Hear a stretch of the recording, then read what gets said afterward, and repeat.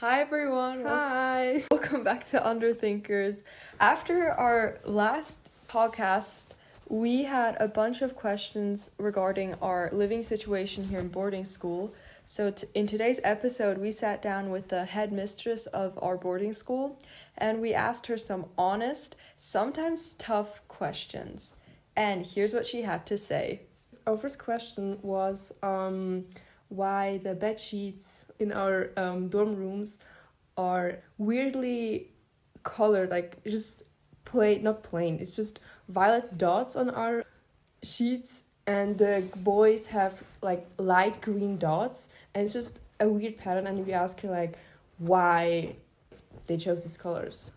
Our headmistress replied with, the color choices were actually made by the previous principal 4 years ago. He worked together with both boys and girls, and the girls back then, they voted on the colors, so it wasn't actually our headmistress who chose the colors. The girls' section of the boarding house was renovated back then, and the colors reflect their choices. The next question we asked her was, why do we not have Wi-Fi after 11 p.m.? She answered the question with, which is actually kind of like logical, that if they wouldn't turn the Wi-Fi off in the night, most students would just like watch Netflix or just be online for much longer, and they don't support that. The next question we asked her was why we're not allowed to wear shorts in winter in a boarding school. Yeah. She said that the rules were originally developed by the previous principal and they were passed on to her, but there's a good reason behind them.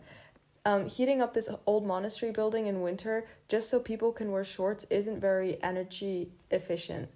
This house can get really cold. It's not just about comfort, but fairness too. The same rules apply to everyone.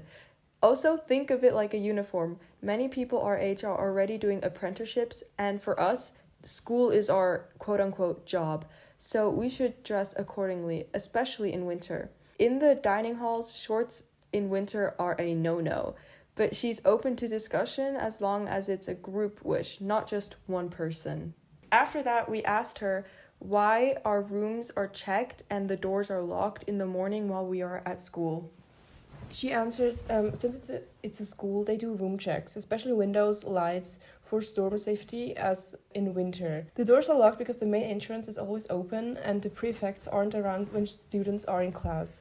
It's a security issue. Tourists or just random people sometimes come thinking it's a church for some reason, or to look at the yearbook pictures.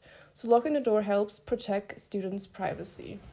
The next question we asked her was about our Wednesday privileges, that they're based on year group and not age. Our headmistress replied, it's simpler to base privileges like later study sessions on year groups instead of age. Students who've repeated a year can request special consideration. It just makes organizing things easier and helps define the difference between junior and senior levels. But again, students can ask if they feel they qualify. After that, we asked our headmistress about our indoor slippers or indoor shoes. Because we're not exactly allowed to walk around in our outdoor shoes here. And she answered that any clean slippers are fine, as long as they're indoor only. No outdoor shoes inside, especially not in the dining hall or for hygiene reasons. Hallways can be dirty and the dining room floor needs to stay clean. In the next question, we asked her why on the first floor the boys are allowed to go in the hallway. Yeah. Yes, so boys are allowed in that corridor, and it's because it's considered a public hallway. In the past, there were fewer girls, so the layout wasn't clearly defined. But now that it's 50-50 with boys and girls, the floor is used more flexibly. There's also a music room upstairs, and the hallway is accessible. Girls have showers in their room, so they don't need to cross the hallway there. Then we asked why the lounge is locked after 9:30 p.m. She answered, it's locked, just like the students are locked in too. Of course, people get hungry again after 10 p.m. It's a topic they're open to discussing. Staff go off duty at 10 p.m. and need to be up again at 6 a.m. One idea, students can use thermoses for tea. Fridges aren't allowed in in rooms due to power limitations, but each floor has a shared fridge. The next question we asked her was why we cannot shower during quiet hours. We told our headmistress that we prefer to shower in the evening right before bed, so we feel a bit more comfortable. But our headmistress said that we could just check with the person next to us in our rooms, and if they're okay with it, we can go ahead and shower after 9:30 p.m.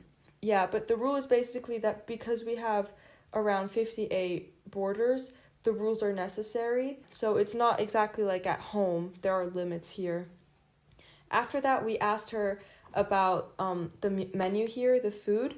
Why do we have so many potatoes and pasta?